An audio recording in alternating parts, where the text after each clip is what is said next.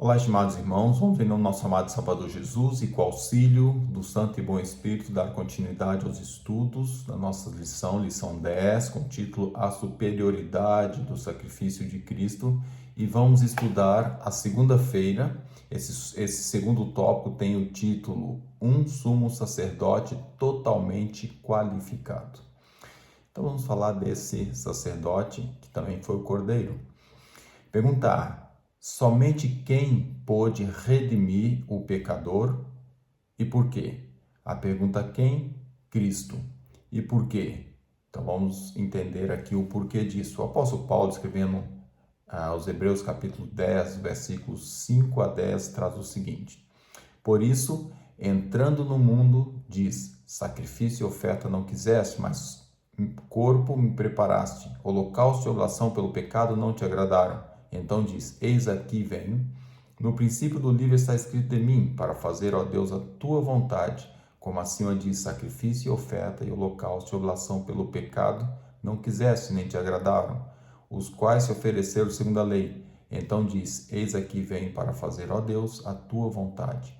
Tira o primeiro para estabelecer o segundo, na qual vontade temos sido santificados pela oblação do corpo de Jesus Cristo, feita uma vez.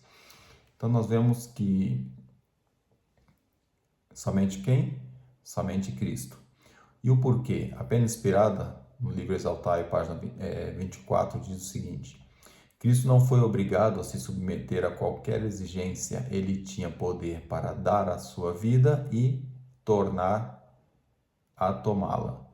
Não foi obrigado a empreender a obra da expiação. Pelo contrário, ele se ofereceu voluntariamente. Sua vida tinha valor suficiente para resgatar o ser humano de sua condição decaída. Então, por que tinha que ser Cristo? Ele era criador e não criatura.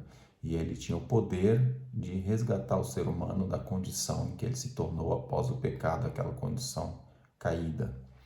Pergunta B. O que concedeu autoridade a Cristo para ser o nosso sumo sacerdote? Diz o apóstolo Paulo, continuando a leitura Hebreus, agora 11 a 14, os versículos. Diz assim: e assim todo sacerdote aparece dia a dia, ou cada dia, ministrando e oferecendo muitas vezes os mesmos sacrifícios que nunca podem tirar pecados.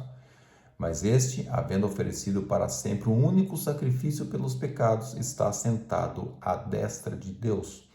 Daqui em diante, esperando até que os seus inimigos sejam postos por escabelo dos seus pés, porque com uma só oblação aperfeiçoou para sempre os que são santificados. Então nós vemos aqui que o que concedeu essa autoridade a Cristo? Ele era Deus, ele era um com o Pai, ele era Criador. Então, com um único sacrifício, ele conseguiu então fazer todo esse resgate. Complementando a leitura com o Desejado de Suas Nações, página 755, diz o pensamento: o Imaculado Filho de Deus pendia ou estava pendurado da cruz, tendo a carne lacerada por açoites. Aquelas mãos tão frequentemente estendidas em bênçãos estavam pregadas à barra de madeira. Aqueles pés tão incansáveis no ministério do amor, cravados no lenho. Aquela cabeça real perfurada pela coroa de espinhos. Aqueles lábios trêmulos entreabertos para soltar um grito de angústia. E tudo o que ele suportou, as gotas de sangue que lhe escorreram da cabeça, mãos, pés, a agonia que torturou seu corpo e a angústia inexprimível que lhe encheu a alma com o ocultamento da face do Pai, fala a cada ser humano declarando: é por você, Filho de Deus, é por você que o Filho de Deus consente em carregar esse fardo de culpa. Por você, ele invade o domínio da morte e abre as portas para o paraíso. Aquele que acalmou as ondas furiosas e andou sobre as águas cobertas de espuma, que fez os demônios tremerem e as doenças fugirem, que abriu os olhos dos cegos e chamou os mortos à vida. Ele mesmo se ofereceu na cruz como sacrifício, e isso por amor a você, ou por amor a eu, ou por amor a todos nós. Então, ele concedeu A autoridade vinha dele próprio, ele quis fazer isso por nós. E o Pai estava junto com ele e esse acordo foi feito por amor ao ser humano, uma previsão caso pecasse, e como pecou, foi tudo colocado então em andamento para o nosso resgate.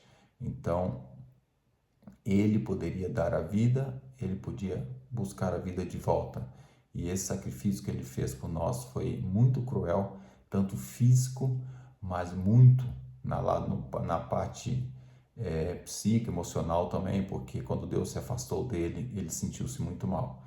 Mas ele conseguiu obedecer toda a lei e se oferecer por nós como um cordeiro para ser morto e nos dar então o resgate do pecado. Pergunta C.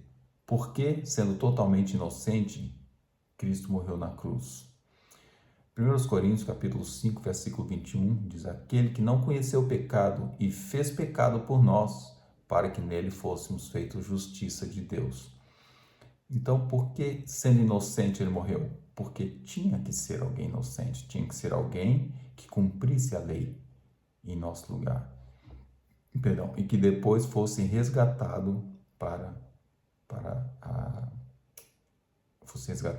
vivesse para que nós fôssemos resgatados. É isso.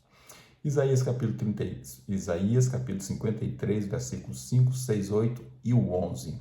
Aqui o profeta traz o seguinte comentário: mas ele foi ferido por causa das nossas transgressões e moído por causa da nossa iniquidade. O castigo que nos traz a paz estava sobre ele, e pelas suas pisaduras fomos sarados. Todos nós andávamos desgarrados como ovelha, cada um se desviando pelo seu caminho. Mas o Senhor fez cair sobre ele a iniquidade de nós todos. Da opressão e do juízo foi tirado, e quem contará o tempo de sua vida? Pergunto: foi cortado da terra dos viventes pela transgressão do meu povo, ele foi atingido. Ele verá o fruto do trabalho da sua alma e ficará satisfeito com seu conhecimento em meu servo.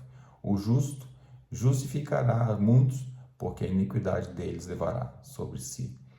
Então, a inocência de Cristo, o fato dele conseguir ser puro, guardar os preceitos, se entregar à morte e ressurgir da morte, então, essa inocência, essa obediência, essa morte, essa ressurreição que trouxe para nós a graça. Pena inspirada, desejar a todas as nações, página 25, diz assim: não foi somente ao morrer na cruz que Cristo realizou sua obra de salvar a humanidade. A humilhação, a ignomínia e o sofrimento fazia parte da sua missão. Cristo suportou essa penalidade pelos pecados transgressor. Ele suportou punição por todo ser humano e por esse motivo pode resgatar cada alma, por mais caída que esteja, desde que ela aceite a lei de Deus como seu padrão de justiça. Cristo foi tratado como nós merecíamos para que pudéssemos ser tratados como ele merecia. Foi condenado pelos nossos pecados nos quais não havia participado, para que fôssemos justificados pela sua justiça, a qual não tínhamos direito. Sofreu a morte que era nossa, para que pudéssemos receber a vida que era dele. Então, realmente, algo maravilhoso, algo sublime, o amor que a mente humana não alcança. Isso é o que Cristo fez por nós. E é interessante notar que tudo ele sofreu para dar-nos a salvação. Não há limite de erro que não possa ser justificado pelo sangue de Cristo. Aqui vem deixando bem claro que essa punição, tudo que ele sofreu foi para resgatar cada alma, por mais caída que ela esteja. E é importante nós termos uma noção de algo muito importante. Nós vamos ser salvos pela graça de Cristo. E quem vai se perder, não vai se perder pelos erros que cometeu. Vai se perder por não fazer uso da graça de Cristo. Porque ela está aberta a todos. Pecar, todos pecam. A diferença está em confiar no sacrifício dele e pedir o perdão do pecado. Assim como estudamos na lição passada, vamos estudar, isso vai ser recorrente para nós, porque o apóstolo Paulo, quando escreveu aos Hebreus, ele falou muito nesse assunto. Confessar os pecados, sentir tristeza pelos mesmos, abandonar esse pecado e ir direto a Deus, falar: a graça de Cristo ela é abundante, ela tem de fartura, temos é que fazer bom uso dela. E isso é que nos traz força, nos traz a salvação. E é daí que devemos buscar a nossa força. Então, que Deus nos abençoe para que possamos lembrar que nós temos um sumo sacerdote totalmente qualificado e que, além de sacerdote, ele é o nosso advogado. Ele morreu por nós e advoga em nosso favor. Que Deus nos abençoe para que possamos fazer grande uso desse advogado, desse sacerdote. E esse sacerdote irá nos levar à salvação se nós entregarmos nossa vida e confiar que Ele perdoa e que Ele deixou para nós aqui um guia infalível, que é a Escritura Sagrada e o Espírito Santo para nos guiar em toda a verdade. Que Deus nos abençoe para que possamos fazer largo uso desse elemento tão importante para a salvação. Amém.